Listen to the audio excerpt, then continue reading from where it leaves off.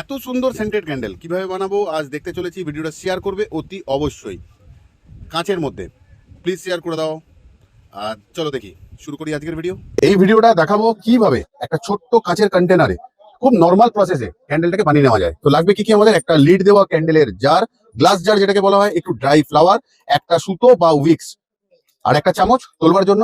তাহলে দেখতে থাকো ভিডিওটা, অবশ্যই শেয়ার করো। ওয়্যাক্স মেল্টের মধ্যে গলছে কোথাও দেখতে পাচ্ছ। যেহেতু সোয়া ভ্যাক্সে বানাচ্ছি আর এতটা লাইট, ঠিক বাটারের কালার নিয়ে আসার জন্য আমরা অ্যাড তো করবো রং, কিন্তু একদমই কিন্তু অল্প।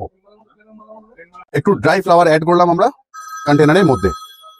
অ্যাড করে নিচ্ছি ল্যাভেন্ডার এসেন্স। কেন? ঘরটা জ্বালানো, যখন জ্বালানো হবে তখন সুন্দর একটা গন্ধ ছাড়বে।